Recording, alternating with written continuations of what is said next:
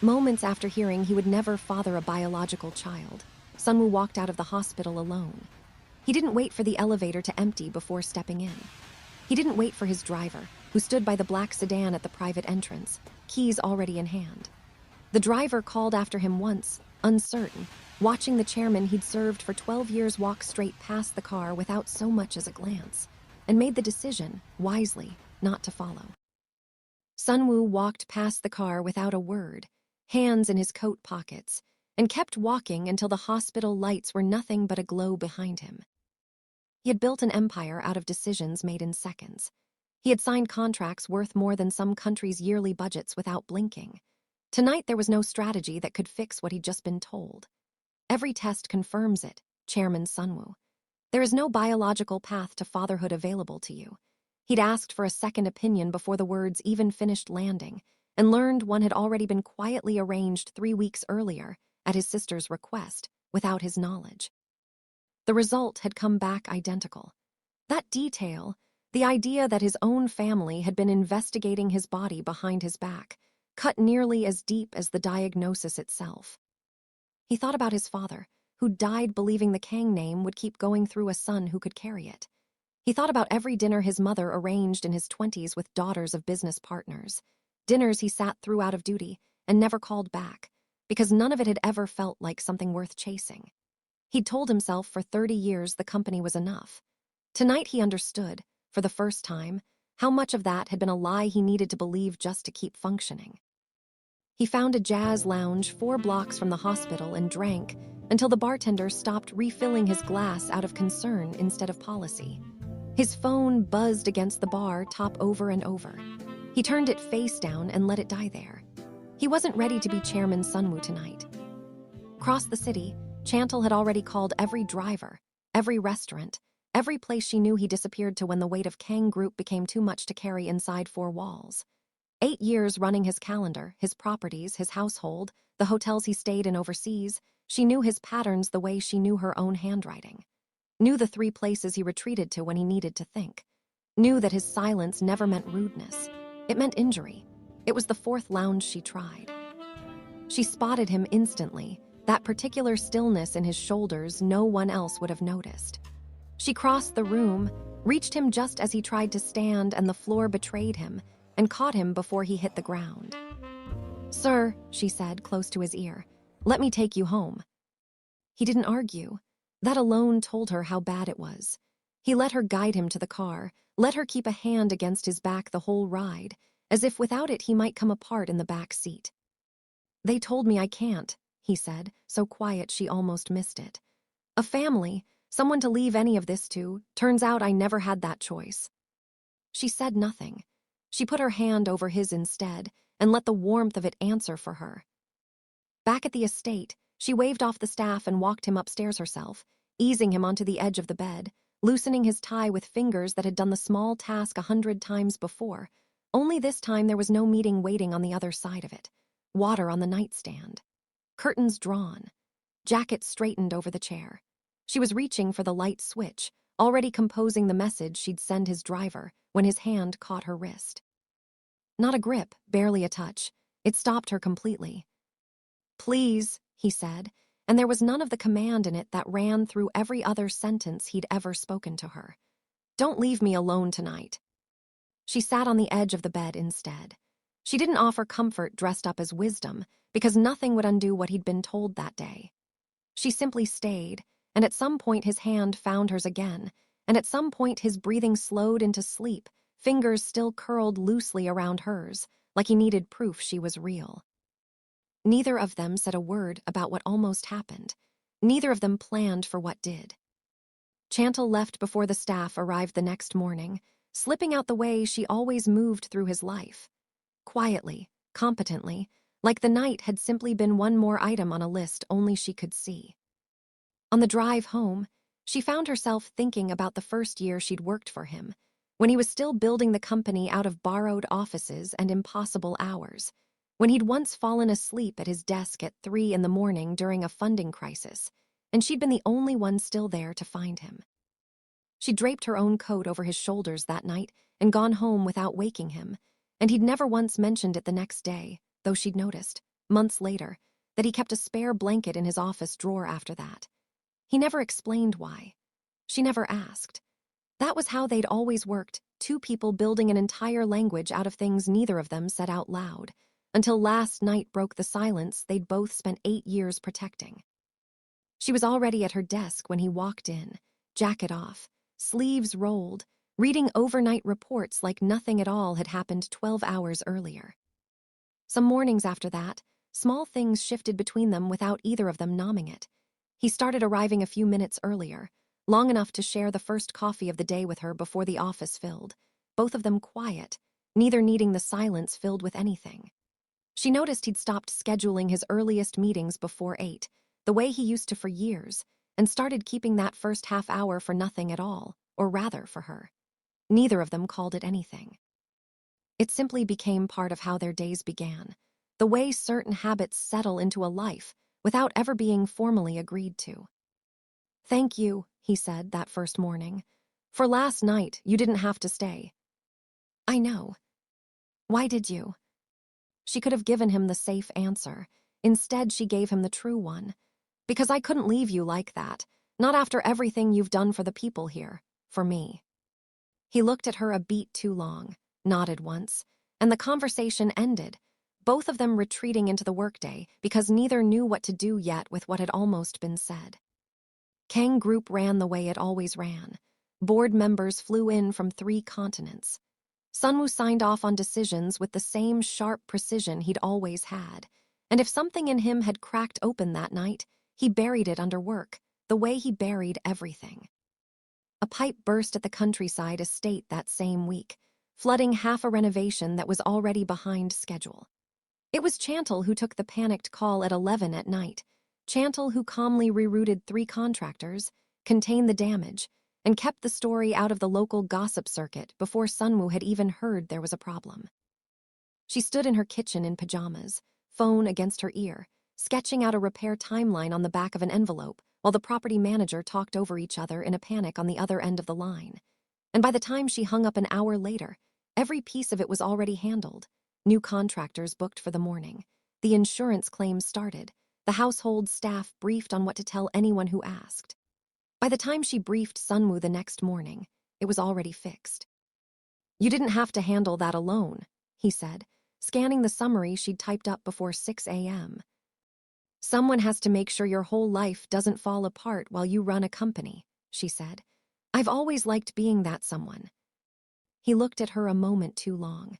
"I used to think I'd hired the best assistant in Seoul. I'm starting to think I found a partner I didn't know how to recognize yet." Jisoo noticed first. He always did. "You look like a man who received bad news and told no one," he said one evening after the boardroom cleared. Sunwoo didn't deny it. There are things a man isn't ready to say out loud. "Your father believed legacy meant blood," Jisoo said. "He was wrong. Legacy is who you let close enough to matter." He glanced toward the hallway, where Chantal's office light was still on, the way it always was because she never left before he did. He didn't need to say anything else. 3 weeks later, at the Kang Group anniversary gala, Dabin found Sunwoo near the terrace doors, the ballroom behind them full of the same faces that had watched the two of them orbit each other politely for years. Always expecting the same eventual outcome. "You canceled dinner with my parents again." "I had a commitment."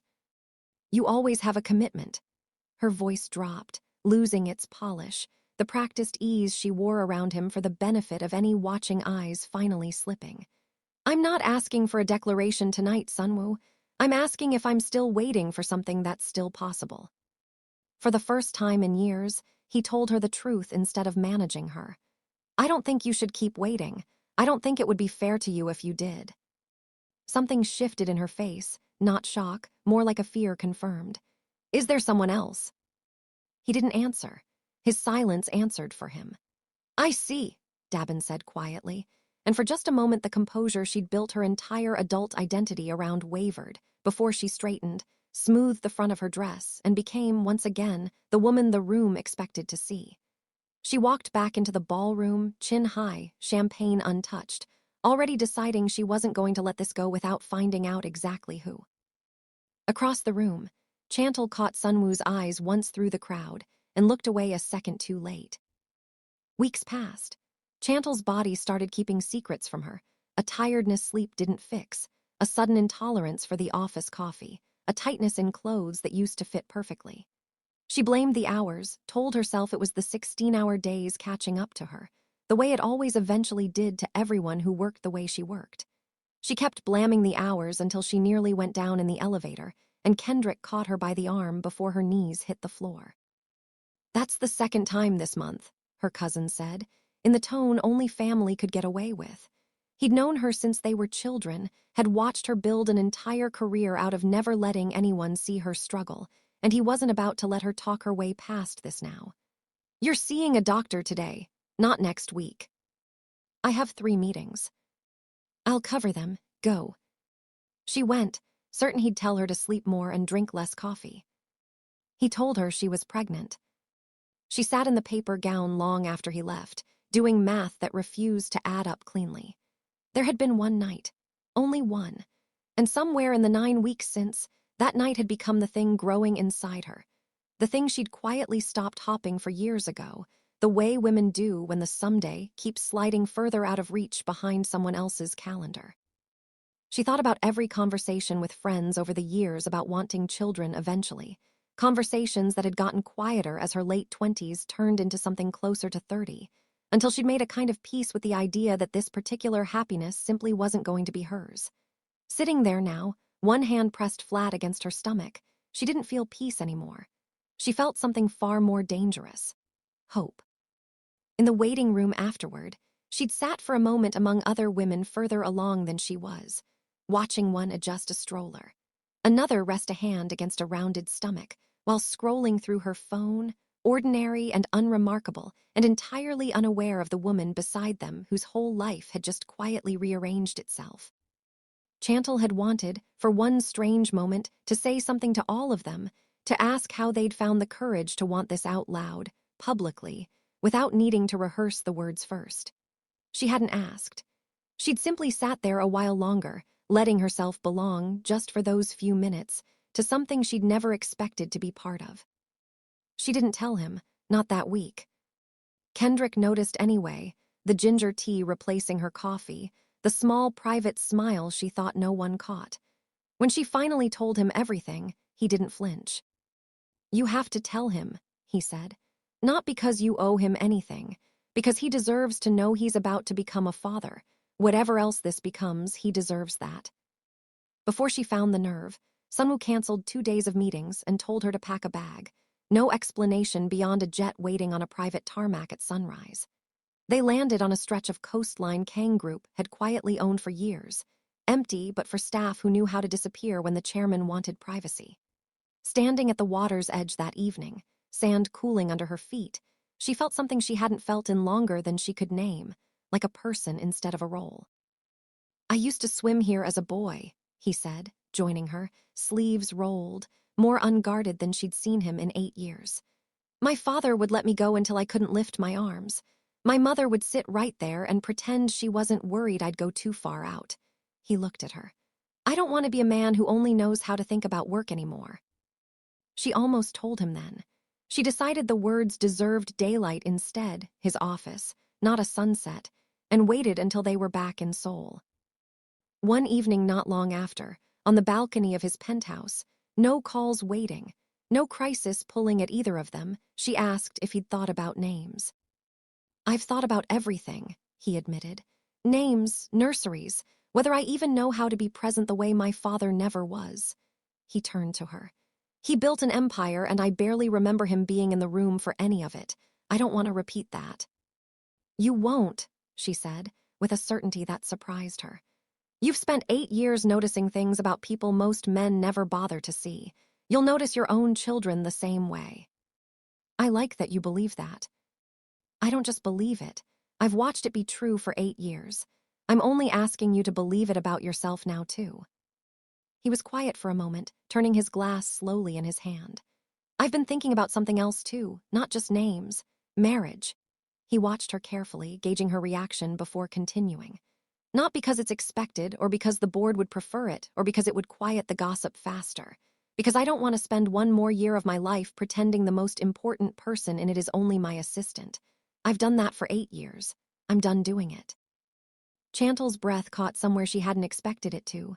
Sunwoo, I'm not asking tonight, he said gently, reaching for her hand across the space between their chairs before she could pull it back into her lap the way she sometimes did when a conversation felt too large to hold steady. I know there's still too much unresolved, the records, my family, everything neither of us understands yet. I just wanted you to know where my mind has been going, so it isn't a surprise later. I've spent 8 years watching you take care of everyone in my life except yourself. I want to build an actual life with you, not manage one around you. She reached for his hand across the small table between their chairs, unable to find words steady enough to match what he just said, and let the quiet that followed say the rest for her. The way it always had, for 8 years, between the two of them, in every room they'd ever shared without needing to fill the silence with anything more than presence. She placed the ultrasound photo on his desk without a word and stepped back. He stared at it like a language he hadn't learned yet. Then his eyes found the shape on the film, and something in his face broke open in a way she'd never once seen in 8 years. Is this, his voice failed, is this ours? 5 weeks ago, she said. I didn't know how to tell you. He was around the desk before she finished, hands framing her face, forehead against hers like he needed to feel her breathing to believe it. They told me I couldn't, he said, voice breaking on the word. I believed him completely. I know. Then how? I don't know, she admitted, but it's true.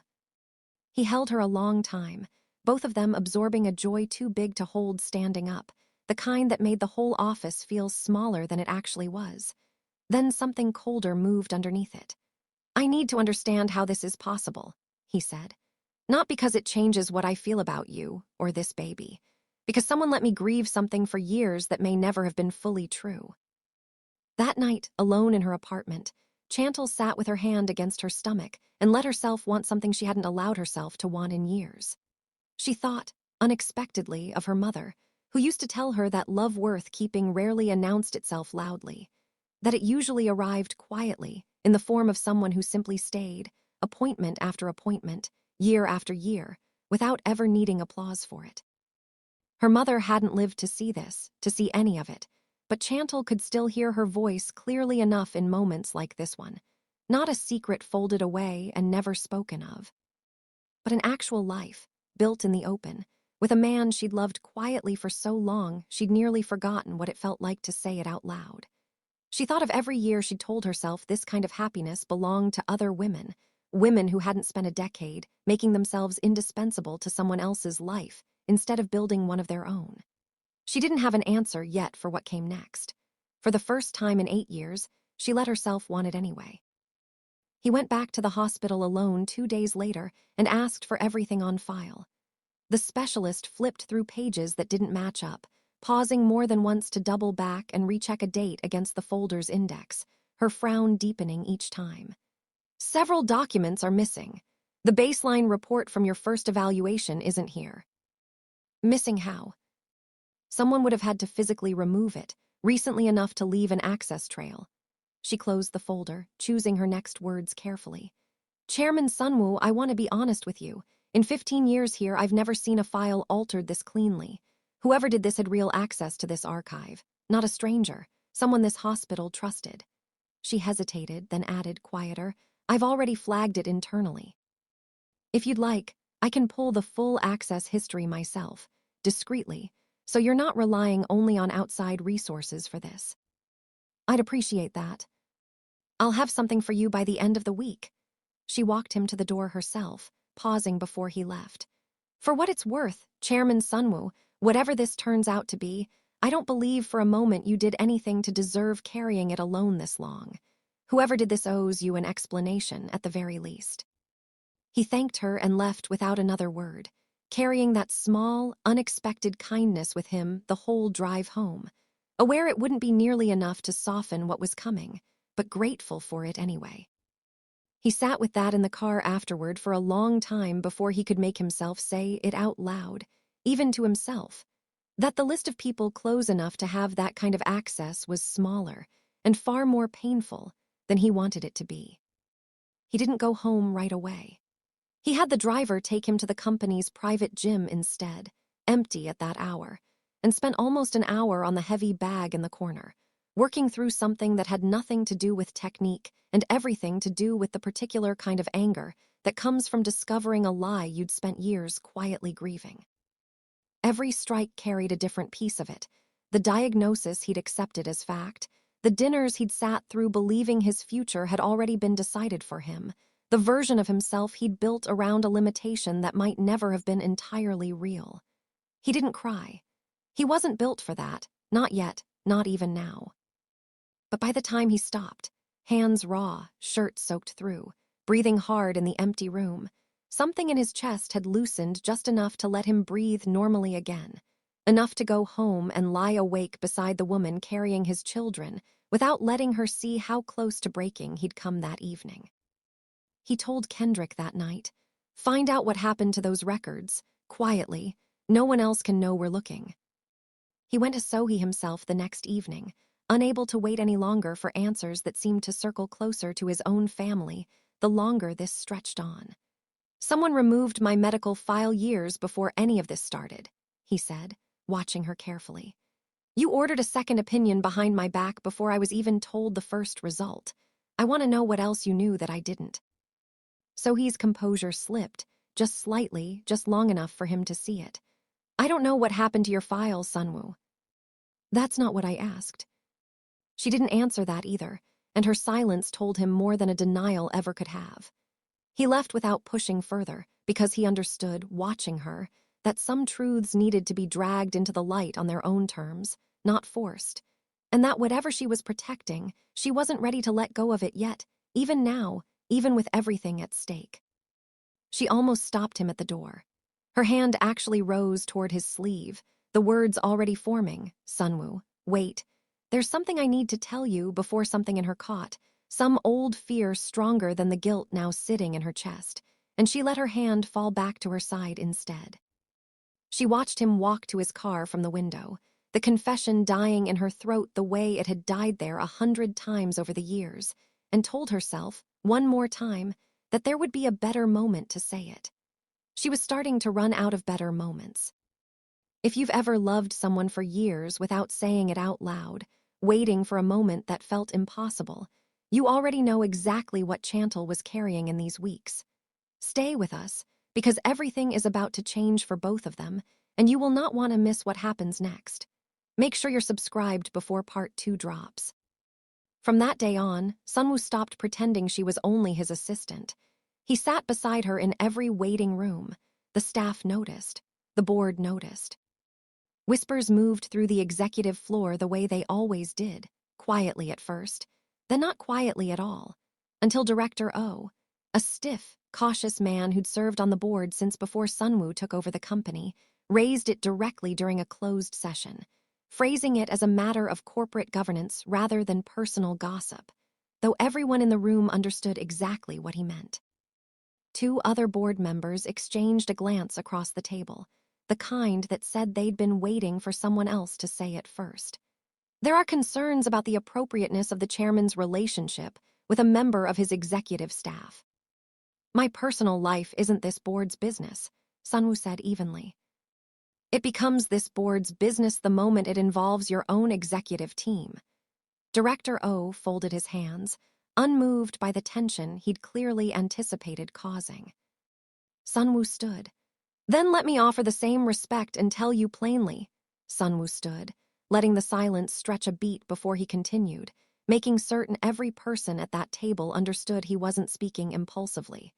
"The woman you're discussing has run every part of my life with more integrity than half this room, and she is carrying my child. I won't apologize for either fact, and I have no intention of discussing it further as though it were a liability, instead of the best thing that has happened to me in years." The room went silent. Chantal didn't look up from her notes until the meeting ended, though inside she was doing the same thing she'd done every time a room decided who she was without asking her, counting the seconds until she could be alone long enough to feel it. She'd spent 8 years being the most trusted person in that building, and still, in a single sentence from a man who barely knew her, She'd become a headline instead of a person. She recognized the feeling. Most women did, sooner or later. The particular exhaustion of being both essential and disposable in the same room, valued for what you carry and questioned the moment you carry too much. By the following week, the story had reached one of Kang Group's largest overseas investors, a fund that had backed the company's international expansion for nearly a decade. Their representative requested an emergency call, and Sunwoo took it in his office with Chantal present, refusing to have the conversation without her in the room. "We have concerns about optics," the representative said carefully. "A personal scandal at leadership level can affect share confidence, Chairman Sunwoo. We'd ask you to consider a period of reduced public visibility until the situation stabilizes." "There is no scandal," Sunwoo said.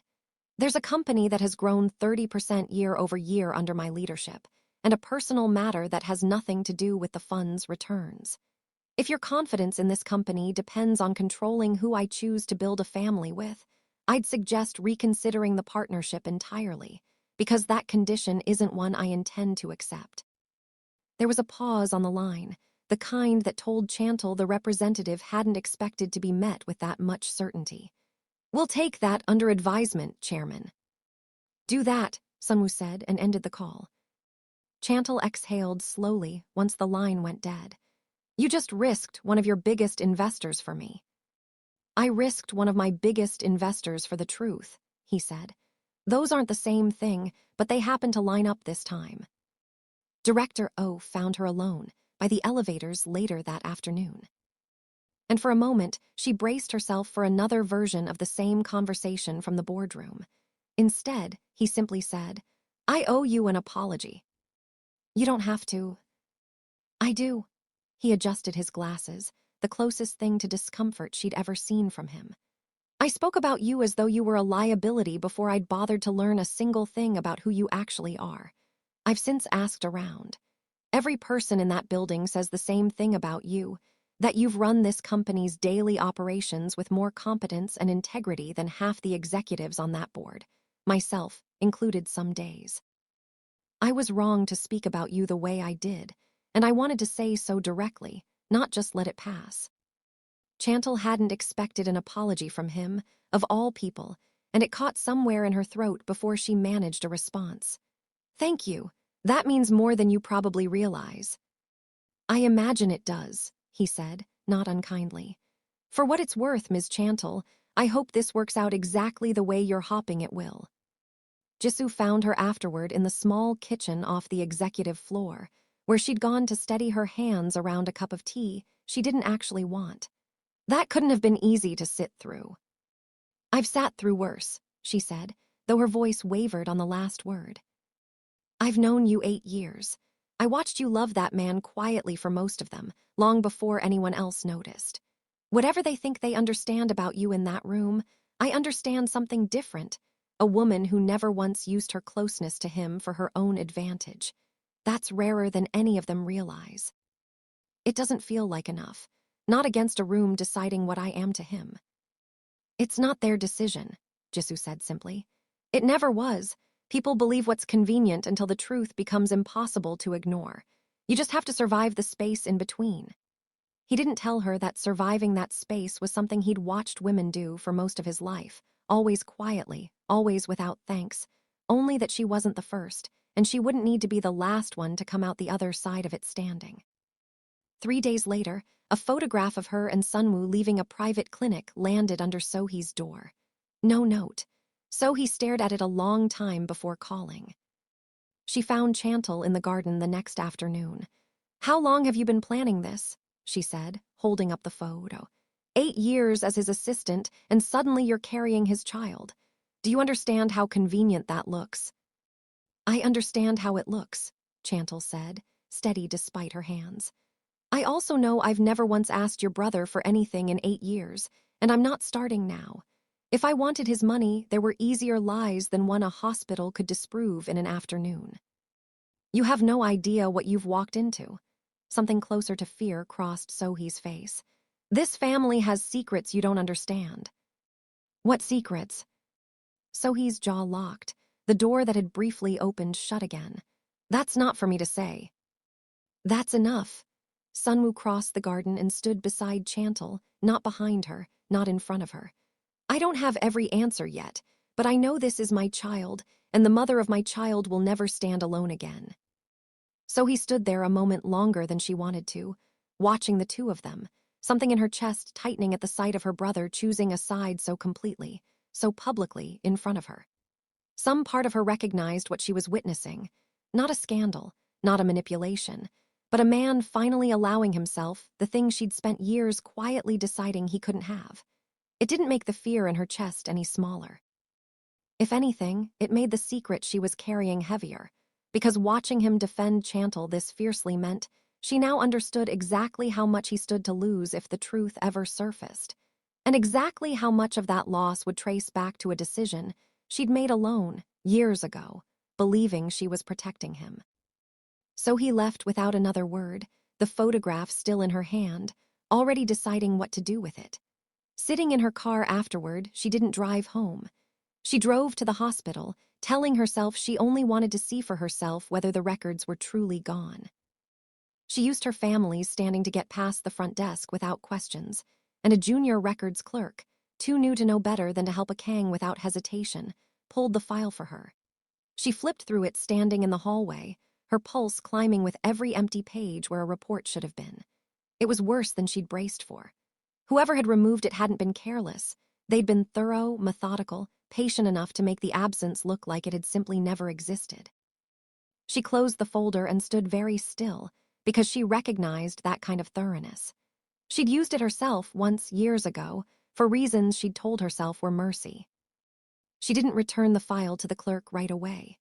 She stood in that hallway a long time, deciding how much longer a secret could survive now that other people were finally looking for it. She didn't go home that night. She sat in her car outside the hospital for nearly an hour, running through the decision she'd made years earlier the way she'd run through it 1,000 times before, always arriving at the same conclusion, that she'd done it to protect him, that some truths were too heavy for a young man still grieving his parents to carry on top of everything else. She had believed that fully at the time, standing in that same hospital corridor years ago, certain she was choosing mercy over honesty. She was no longer certain she believed it now, watching him choose a family anyway, in spite of everything she'd tried to spare him from feeling. Perhaps, she thought, driving home in the dark, headlights sweeping across empty streets, she hadn't been protecting him at all. Perhaps she'd simply been protecting the version of the family she'd needed to believe in, and calling it his sake because that was easier to live with than the alternative. The photograph that reached Sohee wasn't the only one taken that week. 2 days later, a photographer camped outside the maternity clinic caught Chantal leaving alone, and by the time Sunwoo heard about it, the image was already circling through a gossip channel that specialized in exactly this kind of story. He didn't wait for it to spread further. He called his head of security into his office within the hour. "I want a car on her at all times starting today," Sunwoo said. "Not obvious, not obstructive, but if anyone gets close enough to photograph her again, I want to know who they are before the picture ever gets published." "Understood, Chairman." That evening, when a second photographer tried to approach her outside her apartment building, she found a car already waiting, a driver stepping calmly between her and the camera without raising his voice, without making a scene, simply making it impossible to get the shot. She called Sunwoo the moment she was inside. "You didn't have to do that." "I know," he said. "I wanted to anyway. You've spent 8 years making sure nothing in my life ever caught me off guard. Let me return the favor." Kendrick showed up at her apartment an hour later, still in his suit from a late meeting, a printout of the gossip site's article folded under his arm. "You've seen this." "I've seen it. They're calling you a homewrecker in the comments, Chantal. People who have never met you, deciding who you are based on one blurry photo."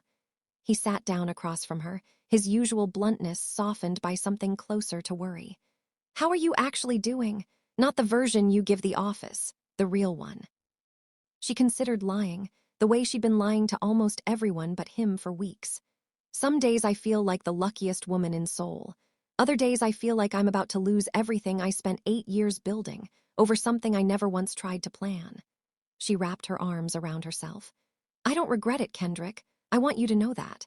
Whatever happens next, I don't regret a single part of this. Good, he said, because none of us are going anywhere. Not me, not Jisoo, not Sunwoo, from what I can tell.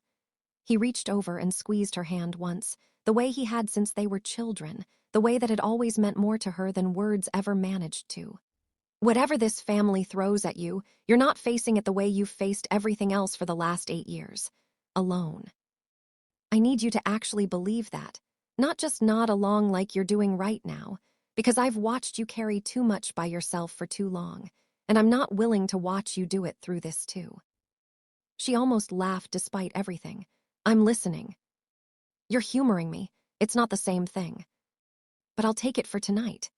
He stood to leave a while later, pausing at the door long enough to look back at her once more, making sure she saw that he meant every word of it before he finally let himself go. Dabin heard about the pregnancy from Sohee within the hour, and her anger came colder than Sohee's. She'd waited years for the announcement that was supposed to be hers. She hired a private investigator, a quiet man named Yoon, and met him somewhere no one from either family would recognize her, a small tea house on the edge of the district where business rarely came to socialize. I want everything, she said, sliding an envelope across the table before he'd even taken his seat.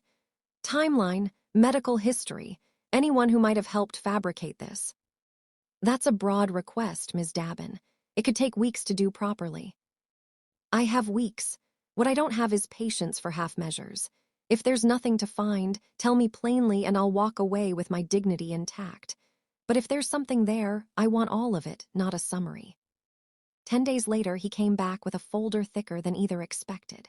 No evidence of another man, Yoon told her, setting it down deliberately between them. But Chairman Sunwoo's medical history has gaps that predate her entirely. A specialist he saw years ago doesn't exist in the hospital's current employment records at all. I checked 3 separate databases to be certain before bringing this to you. Whoever removed that record didn't just delete a file, Ms. Dabin. They erased a person's professional history along with it. That takes resources most private individuals don't have.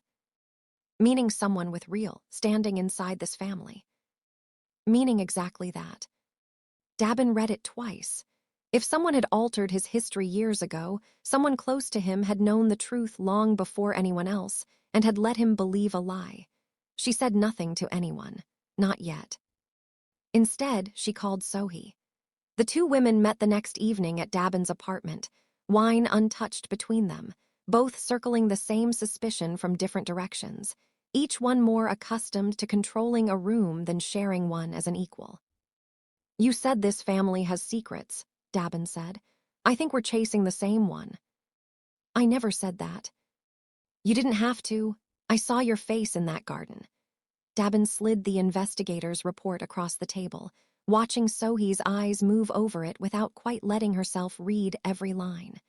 Whoever removed his medical records knew exactly what they were protecting him from, or protecting themselves from.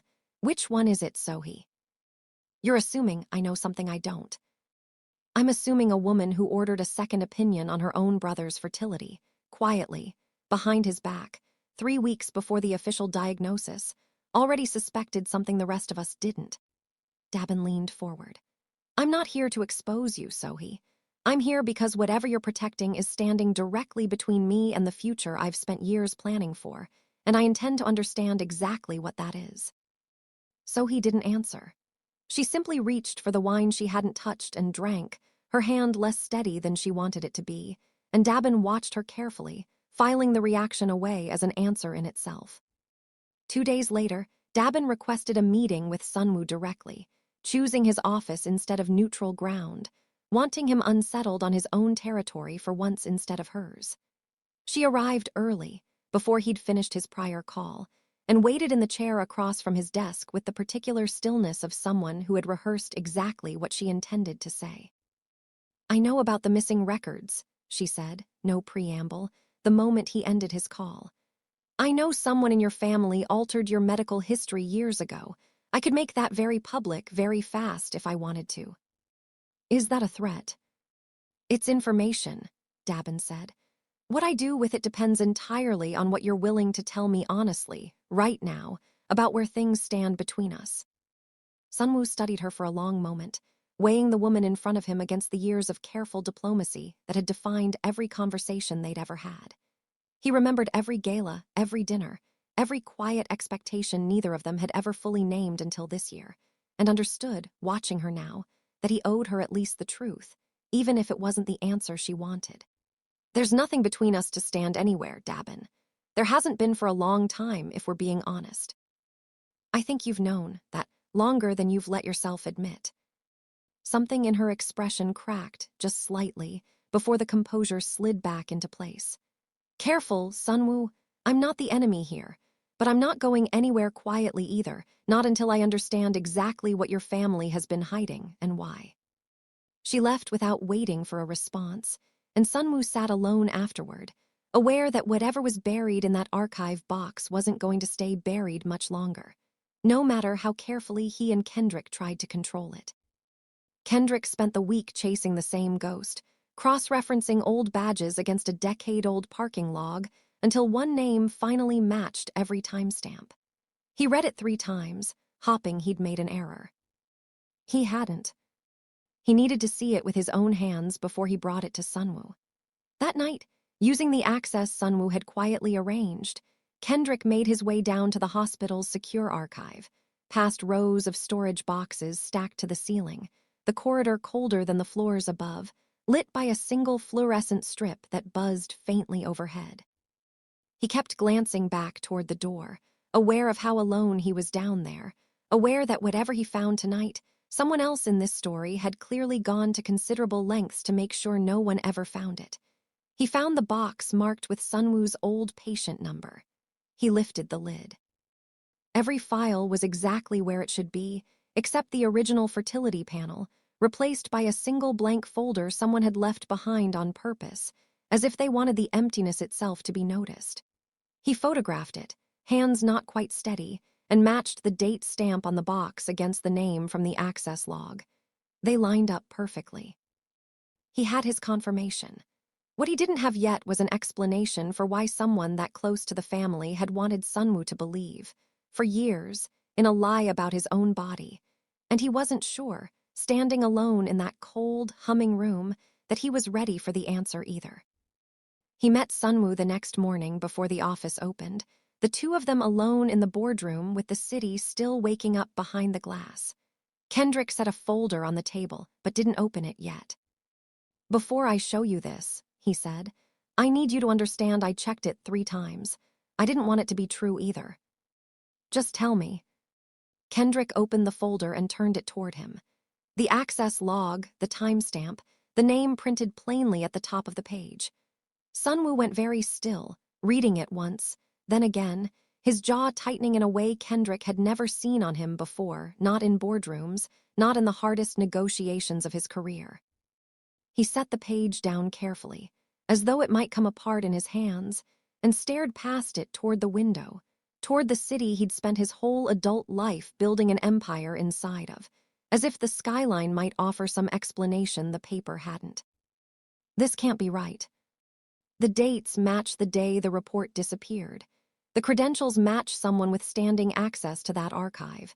I wish I had a version of this that made more sense, Sunwoo. I don't. Sunwoo sat down slowly, the folder still open in front of him, and for a long moment he said nothing at all, turning over 8 years of family dinners, board meetings, quiet assumptions he'd never once questioned, all of it rearranging itself around a single name he wasn't ready to say out loud yet, even to the one person who already knew it.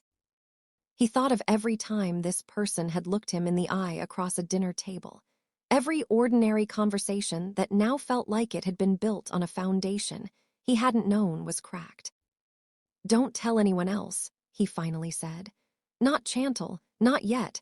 I need to understand why before I decide what it means. And if it means what I think it means." Sunwoo didn't answer that. He simply closed the folder, and the silence between them said more than either of them was ready to put into words. That night, unable to sit with it alone any longer, Sunwoo found himself at Jisu's door instead of his own home. The old man let him in without asking why. The way he always did when Sunwoo's face told him everything before a word was said, pouring 2 glasses of something stronger than the tea they usually shared. Kendrick found a name, Sunwoo said, sitting across from him in the study. Someone with real access to that archive. Someone close enough to the family that I haven't been able to make myself say it out loud yet. Jisoo was quiet for a long moment, turning his glass slowly without drinking from it. Do you want my guess or my advice? Both. My guess is that you already know who it is, and you're hopping your wrong. Jisoo folded his hands. My advice is this. Whoever it turns out to be, ask yourself what kind of fear makes a person capable of hiding something like this for years.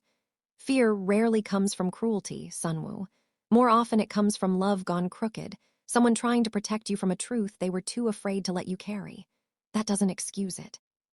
But it might help you survive hearing it, and it might help you forgive it, eventually, if forgiveness turns out to be what this family needs to actually heal from it. And if I can't forgive it, then you'll have every right not to, Jisoo said simply. I'm not telling you what to feel. I'm only telling you what I've learned watching families like this one for 40 years. The ones that survive their own secrets are the ones willing to name them out loud, however much it costs. Sunwoo sat with that a long time before he finally stood to leave, the weight in his chest no lighter, but at least no longer entirely his to carry alone. The next appointment, the 12-week scan, Sunwoo cleared his entire morning for it, something his temporary assistant had never once seen him do for anything short of a signing. In the car on the way over, Chantal caught him checking his cufflinks twice, straightening them though they were already perfectly straight. A small, unconscious tell she recognized from every important negotiation she'd ever prepared him for.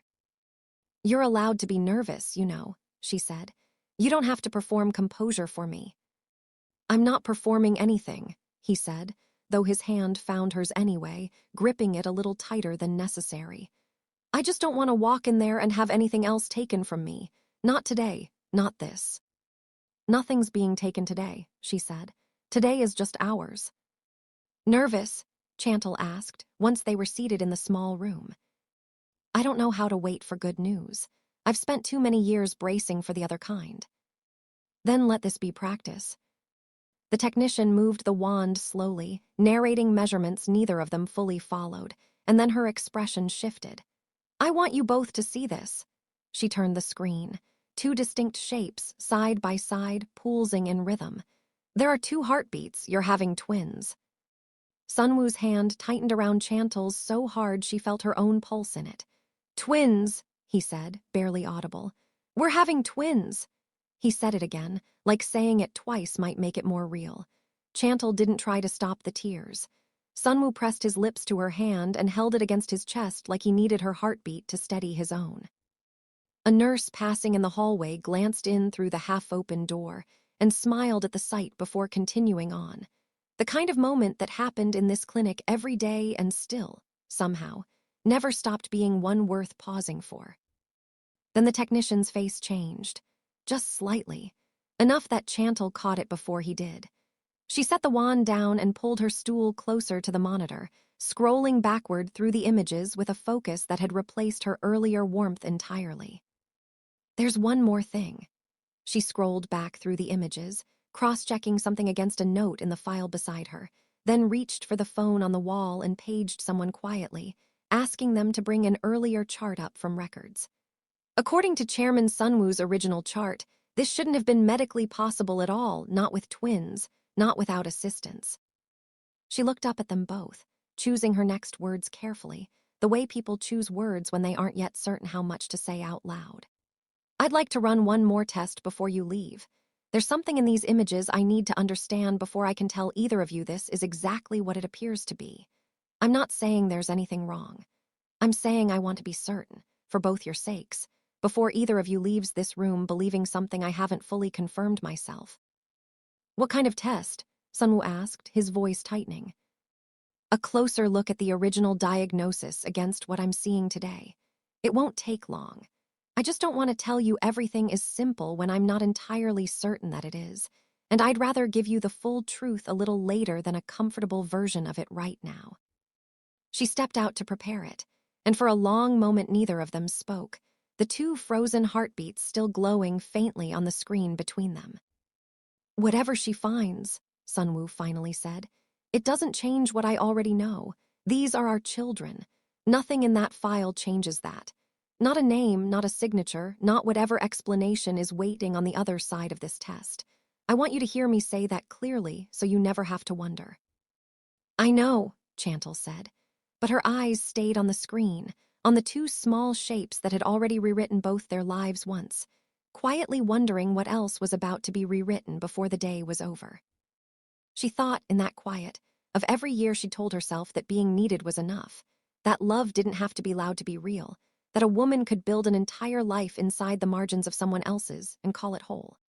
Sitting there now, his hand still wrapped around hers, two heartbeats glowing on a screen that had just handed her both a miracle and a mystery in the same breath, she understood something she hadn't let herself believe in 8 long years.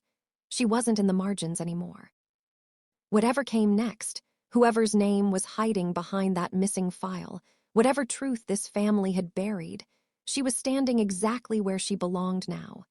In the center of it, finally, after all this time. If this story feels like something you've lived, loving someone quietly while waiting for the world to finally see it too, you're not alone, and neither is she. Subscribe now so you don't miss the moment the truth finally comes out in part 2.